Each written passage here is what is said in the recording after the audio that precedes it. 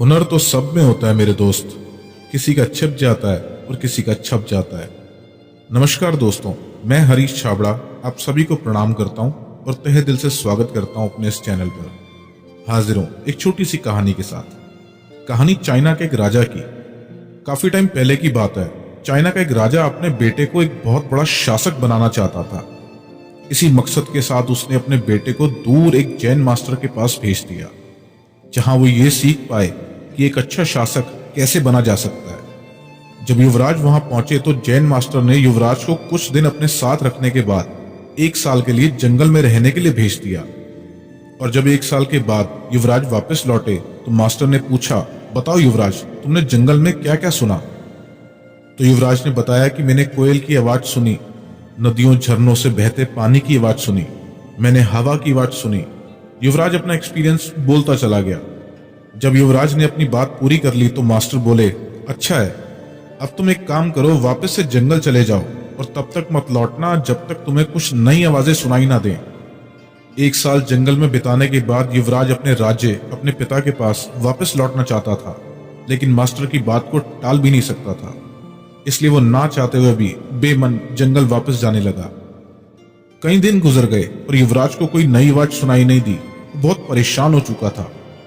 तब उसने फैसला किया अब से वो हर आवाज को बड़े ध्यान से सुनेगा। फिर एक ऐसी सुबह आई। उस सुबह उसे कुछ अनजानी आवाजें सुनाई देने लगी। इस घटना के कुछ दिनों बाद वो मास्टर के पास वापस लौट गया और जाकर मास्टर से बताता है, पहले तो मुझे वही आवाजें सुनाई देती थी जो पहले सुनाई दिया करती थी। फिर जब मैंने रोज बहुत ध्यान से सुनना शुरू किया तो मुझे वो सुनाई देने लगा जो पहले कभी सुनाई नहीं दिया करता था।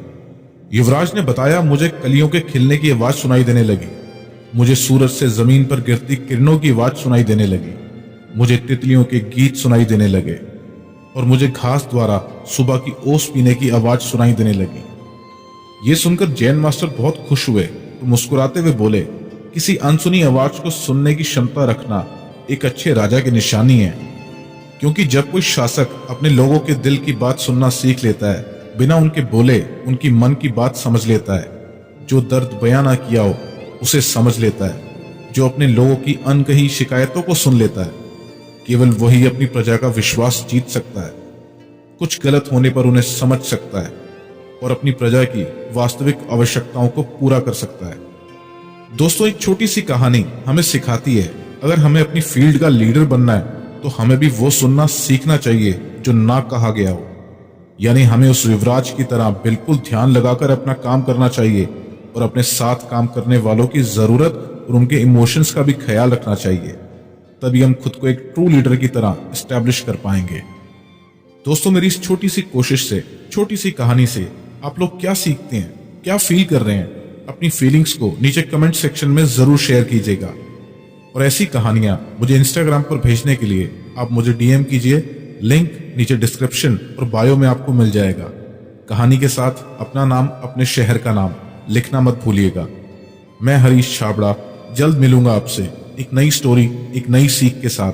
तब तक के लिए अलविदा।